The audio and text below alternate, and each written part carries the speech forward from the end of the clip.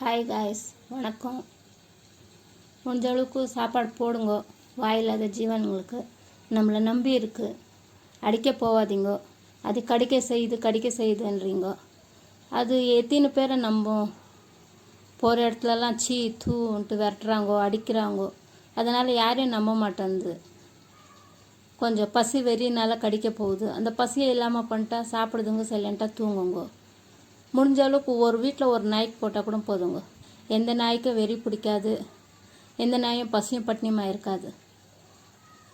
ஒரு வேளை சாப்பாடு போட்டால் போதுங்க, உங்கள் குடும்பத்தையே காத்துன்னு உக்காந்துருக்கோம் வெளியே. நம்ம என்னங்க போக சொல்ல என்னத்தை எடுத்துகிட்டு போகிறோம்? தங்கம் வள்ளி பணத்தையே எடுத்துகிட்டு போகிறோம்? ஒன்றும் இல்லை. நம்ம செஞ்ச பாவத்தை புண்ணியத்தை எடுத்துன்னு போகிறோம். நம்ம பசங்களுக்கு அதை தான் சேர்த்து வச்சுட்டு போகிறோம். நம்ம பசங்க ரோட்டில் சீரழிஞ்சு நின்றா, ஐயா அவங்க அப்பா அம்மா என்ன பாவத்தை செஞ்சாங்களோ என்னவோ, பசங்க சீரழிதுன்னுவாங்க. அந்த பாவத்தை நம்ம செய்ய வேணாமே. முடிஞ்சால் ஒரு வேளை சாப்பாடு போதுங்க. வாயில்லா ஜீவனுங்களுக்கு ஒரு வேளை போட்டால் போதும். உங்கள் வீட்டை காவல் காத்துட்டு உக்காண்ட்ருக்கும். அதோட பாஸ்தா பார்க்கணுமே நீங்கள் சாப்பாடை போட்டுட்டு.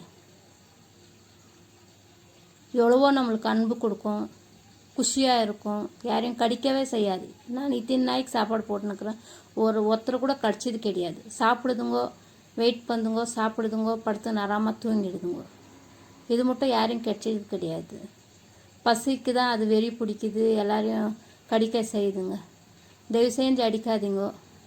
முடிஞ்சாலும் உதவி பண்ணுங்க. ஒரு வேளை சாப்பாடு, ஒரு வீட்டில் ஒரு வேளை சாப்பாடு போட்டால் கூட எந்த நாயுமே பசியும் பட்டினியுமா இருக்காது, வெறி பிடிக்காது. அவங்க வீட்டுக்கிட்ட காத்துன்னு உக்காந்து இருக்கும். சாப்பிட்ட மயக்கம், உண்ட மயக்கத்தில் அறமாக தூங்குதுங்கோ. Okay guys, thank you.